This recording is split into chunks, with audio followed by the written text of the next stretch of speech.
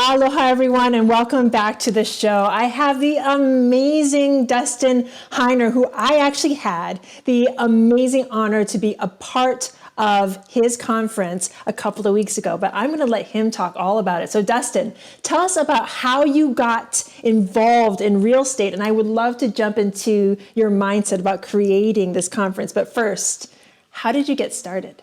Yeah, aloha, Pili. It's so great to be on the show and being able to just share how terrific real estate investing is and really how my life has been dramatically changed. And I love real estate. Well, it's not necessarily real estate itself, but I love what it affords me to do in my life, have the freedom to just be with my family, have the freedom to do really whatever I want. Now, so I got started, I'll quickly jump to the end and then go right back to the beginning. So when I was 37 years old, I was blessed to be able to quit my job because I had so much real estate, rental properties, 4 units and below. I like residential, but now I've got into syndications or, passive investing.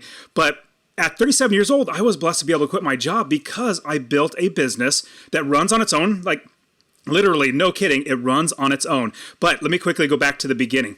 Now, my entire life, I've always been entrepreneurial. Always loved the idea of starting a business, owning businesses. And so, growing up, I was even a newspaper boy where, you ride around on a bicycle with newspapers in your bags and you throw them and bang the garage door at 5 in the morning, waking people up. So I did that, had a graphic and website design company, even had a skateboard manufacturing business. It was a longboard, so it was a lot of fun, surfing all over the streets. And even a pizzeria and a convenience store. I started all these from scratch. From there, I also bought 1 or 2 rental properties, so I knew it was smart to own real estate. But as everything happens for everybody, life starts getting in the way. And I was at the same time taught, just like we're all taught, to go to school, get good grades. Then you go to college, get good grades, get in thousands of dollars into debt, and then hopefully take that piece of paper, that degree that you get, and go to a job and hopefully make money from a job, and then work 40, 50 years, and then retire. I thought, you know what, that's the only thing I know, so I'm going to go ahead and do that. And so I was working a regular 9-to-5 job. I was actually working in California at a county government there in California, 9-to-5 desk sit-down job, just IT work is basically what I was doing. And my wife and I started having kids.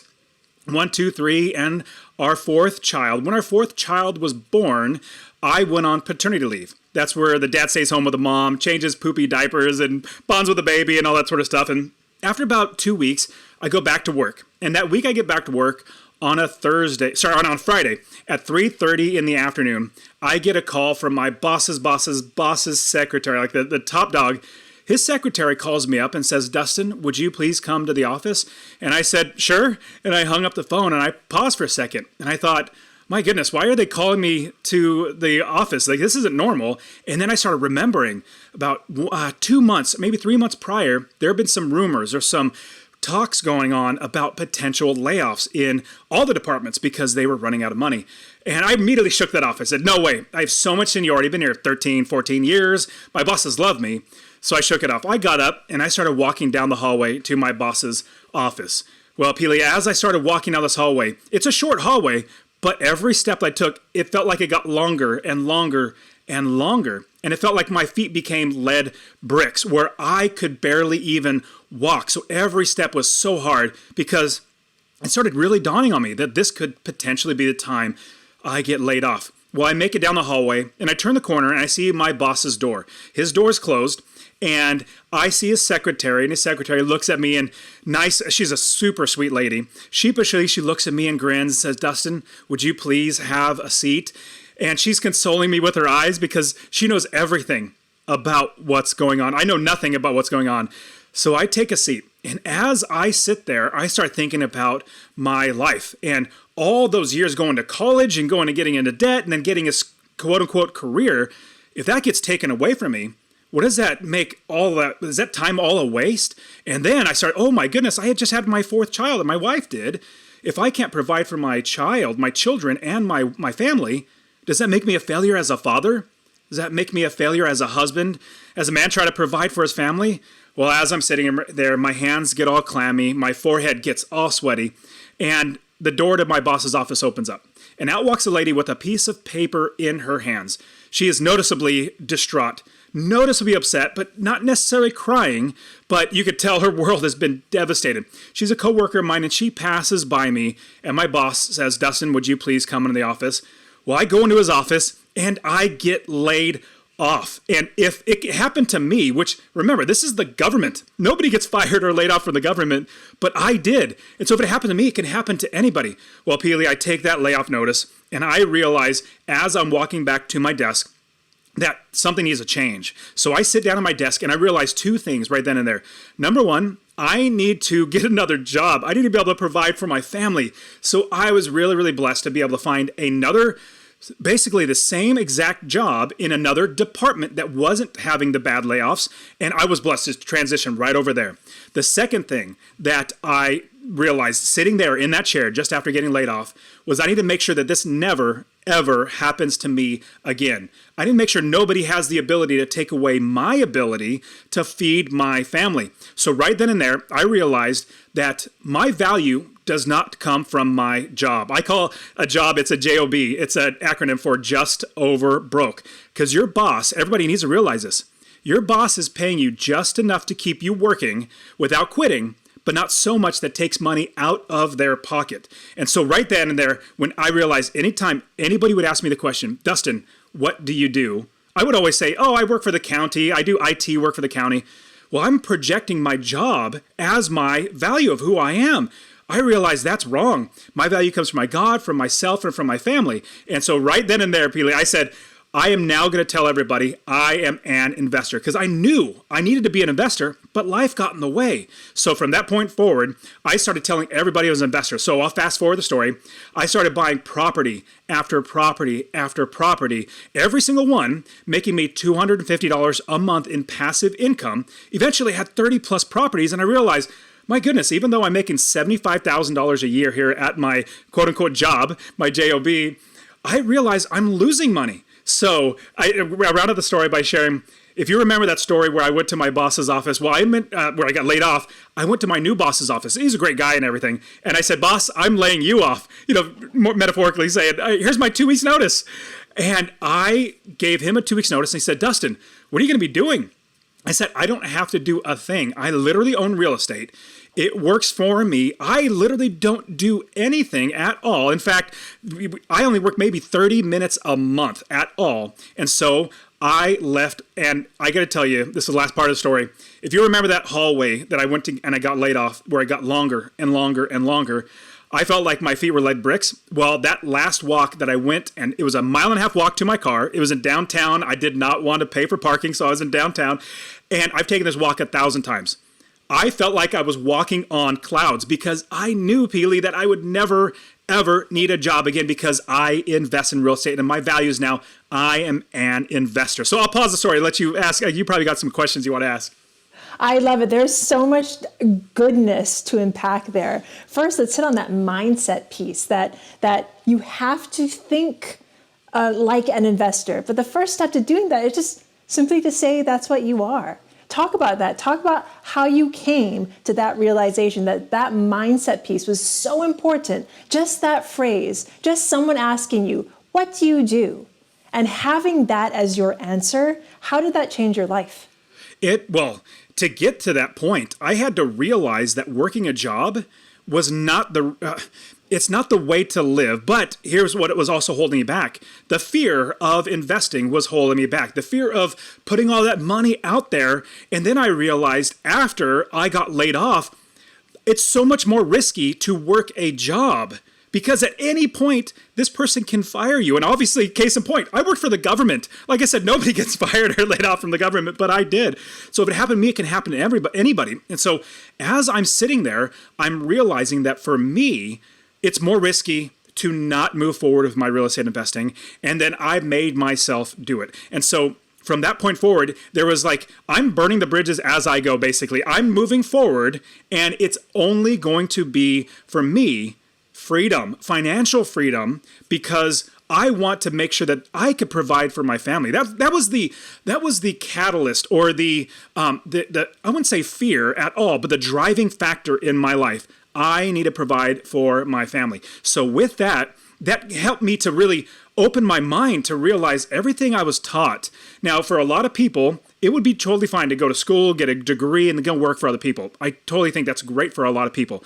Not for me, and for probably most of your listeners, it's not the right way to go. We realize there are other ways to do it, and it's not that we're risk takers. We take calculated risks. And as I realized, my risk of working a job where I can literally get fired or laid off at any point, that's so much more risky than actually going and doing my own thing where I can be my own, I wouldn't say boss, but basically being an investor where my business makes me money. I'll quickly say, as I started building my business, basically by property after property, I realized that the way I was taught by the quote unquote gurus at, the 2 a.m. infomercial people that tell you how to invest in real estate, they were 100% wrong, in my opinion, on how to do it. I figured out the right way. So the right way for me, remember, I've always said I've been entrepreneurial. And so I approached business in my real estate investing first. And so I'll quickly say that when I bought my first property, I didn't know what I was doing. I was following those gurus, but my property manager started stealing from me within 6 months. It was really, really bad. But I realized after that happened, if that deterred me, I remembered my kids. So if anybody can see this, I have my kids in the background of my of the screen here. And so I just pictured my kids, 4 of my kids and my beautiful wife that's going to go without food if I don't make a change. And that was what helped my mindset to really realize this is the only way to go so that I can make sure I provide for my family. Now, quickly going back to my property manager started stealing from me within 6 months, which was very, very sad because I didn't know what I was doing. Then I approached it with a business mindset. So I built the entire business first before I bought any properties. And that is how I was able to scale my business. And now, like a lot of people have heard of the book, The 4-Hour Work Week. Well, for me, working 4 hours a week is for suckers. I don't want to work 4 hours a week or even a month. I don't even want to work 30 minutes a week. I basically work 30 minutes a month because I have my business running and hiring other great people to do the work that they want to do. And that helps me to have more freedom in my life. And I love how you have created. So let's talk about this mindset too, because you talk about you were fired. You realize that you gave other people the responsibility of your life, because that's basically what we do when we take on a job. We're giving someone else the responsibility of our life. We're giving someone else the responsibility to pay us. We're giving someone else the responsibility to feed our children. That's what you do when you take on a job. Let's just call it what it is. You're absolutely right. When we stop doing that, when we cut ourselves off from that JOB, just under broke, and I love that acronym, I love acronyms, we take back that responsibility, right? So let's talk into that, because it sounds like you took the utmost responsibility for your life. You not only jumped into real estate, which is what we talk about a lot here, but you also created the business first. So I would love for you to talk a little bit about your business creation and how you're segueing your predominantly single family business into investing passively in multifamily.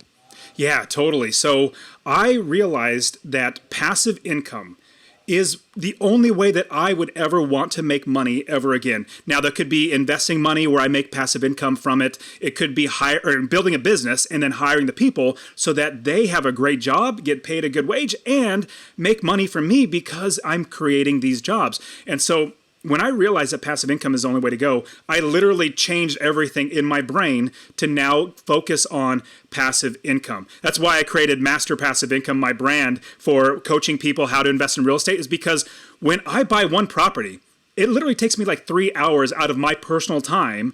That's it. And then the property literally goes forever until I sell it or give it to my kids. I'm creating generational wealth with everything that I'm building. And so what I realize is this is passive income. Now, what's great, and everybody needs to realize this, if you're working 40 plus hours a week for somebody else, you're building their business. You're building something for them. You don't have anything. You work 1 hour, you get paid 1 hour. So what I realized was, as soon as I quit my job, I had so much more time to build my own business. Now, here's a funny little story I got to share. And so there's a guy that's working a job, and his boss rolls up at his job in a Lamborghini, beautiful Lamborghini. And the employee says, "Hey, boss, that's amazing Lamborghini. Man, one day I'd love to be able to afford one of those." And the boss says, "You know what, son? you keep working hard day in, day out. Next year, I'll be able to buy another Lamborghini. Like, yeah, absolutely. Because you're working for somebody else. Why not put that effort for you? Like I said, when I was working that job, I realized I was losing money because I was working for somebody else. Now, fast forward to now, I have all my real estate that I own. And with that, I had friends asking me, well, Dustin, number one, how are you quitting your job? And I tell them, well, I invest in real estate. The second question always comes right after that. Can you show me how to do that? And so I started showing people, friends and family, one-on-one, getting them to get their first property, many of them quitting their job because they built their business. And with that, I realized, oh my goodness, like I enjoy doing this. This is a lot of fun. I have plenty of free time. So I started creating a podcast and blogs and all that, and YouTube channel. But with that, I realized, hey, this is another great business. I'm serving people, getting them what their goals are, and then all this money that I can make from any of like the book sales or my podcast or whatever can go into buy more real estate. And so I love the idea of having multiple businesses. But here's the thing that Pili, that I want everybody to hopefully understand. Like, we talk a lot about streams of income. Multiple streams of income. We enjoy that. Don't get me wrong. I have lots and lots of streams. Like, oh, here's another check. Oh, here's another check. It's fantastic. But what I first built was, in order to get these other streams of income, I built a river of income. That river of income is my real estate investing, and then all the streams filter and flow, it's not filter, but flow into my real estate, my river of income. Now, from this point forward, what I've been doing now is obviously helping people, obviously investing in my own, for 4 units and below, the residential homes. But now I love the idea of not doing any more work and just saying, hey, Pili, here's my money, go invest it for me, you take care of it so that I don't have to worry about it, but make sure I get a good return. Exactly. And so now, fast forwarding to now, I'm looking for every single opportunity to now invest my money, because I've been blessed to make enough money. We're not necessarily needing much more. We own our house, we have a car, we don't need much, but I'm like, you know what? How much more can I earn and make, not earn, but like invest and make to give to my kids? Because remember, this is generational wealth. So everything from the real estate that I buy, the businesses that I create now, like, you cannot give your job to your kids. You can't do that. Your boss won't let you do that. But you can give your real estate. You can give, if you buy gold and silver, invest in that. If you build a business, if you have any other investments, like, we can give those. In fact, my kids are literally working in my business now. And the Real Estate Wealth Builders Conference, RubeCon, the conference that I put on, and it's hopefully going to be, Lord willing, every single year, I have my kids working in the conference. And it was so great having you and Jason come and share at RubeCon. I loved it. It was fantastic. But all this to say, the more time that I have, because I quit my job, I put that into more passive income style businesses so that I can create more wealth for my family.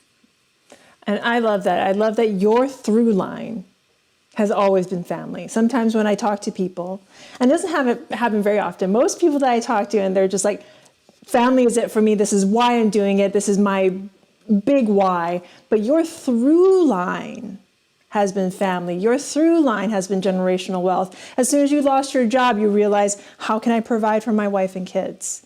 As soon as you took these steps into real estate, you had the thought, how does this provide for my wife and kids? Now that you have a stable business, even more than stable, it's like, how can I grow this so that generations from now, they can look back at Grandpa Dustin, at great-grandpa Dustin, see the legacy that he built. I mean, this is something that Jason and I think about all the time.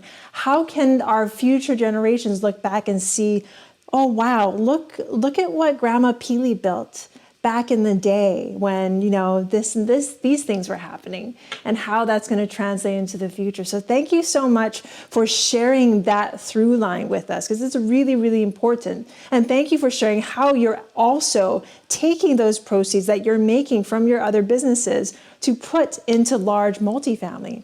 So Dustin, before I let you go, do you have something, because you've shared so much wealth right now, but what is one thing that you have not shared that my audience needs to hear right now, right in this moment, to help them take the next step in their journey?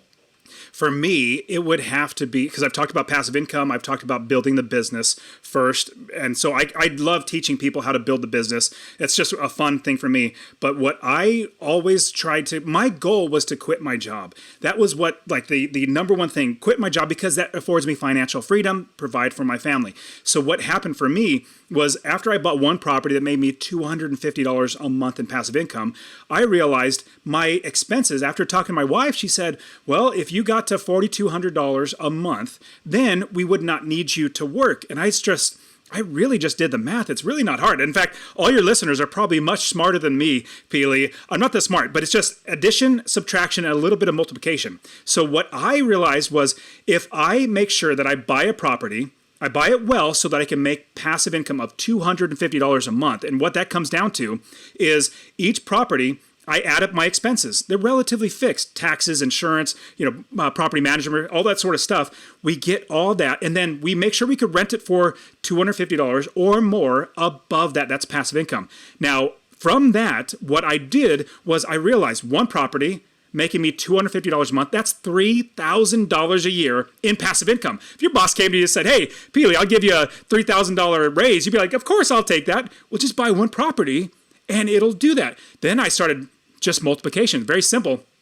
10 properties at $250 a month. That is $2,500 a month, yes, and $30,000 a year. $2,500 a month and $30,000 a year. 20 properties is $5,000 a month in passive income, $60,000 a year without working. And then I realized, if I just keep scaling from there, I really will not need to worry about anything. So that same thing with multifamily, it's just scales. We just got to keep scaling it up. And so once we build a business, make sure that it runs on its own. Hire the right people. That's something that's very, very crucial.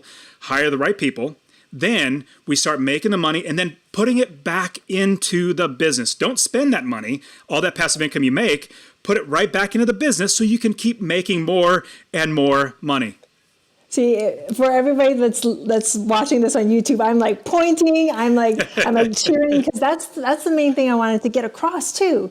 Because for my audience, you hear us, Jason and I, talk about how we scaled from single family, because that was not scalable for us. We were at the point where we were like, we had a couple of single families, we had a couple of duplexes, and then we got into this thing called large multifamily. And that's where we built our business, because we started from the very beginning, treating each building as a business. Not that we weren't doing the same with single family, but it wasn't as big as a thing. We knew it was a business, but we treated it as a whole. We didn't have those systems in place. So for anyone that's listening right now, and you're like, you know what, I want to try single family first. I want to try, kind of get a couple under my belt, which is great. I think it's a great way to start. How can my audience get in touch with you, Dustin? Because I want them to start and create that business first. That is the way to do it, folks. That's how you scale a single family business, a single family portfolio, is you start with the business and then you layer the houses on top. You're absolutely right. Yeah, Pili, you're absolutely right. And a lot of people will say that your property is your business. No, it's not. Your business owns inventory.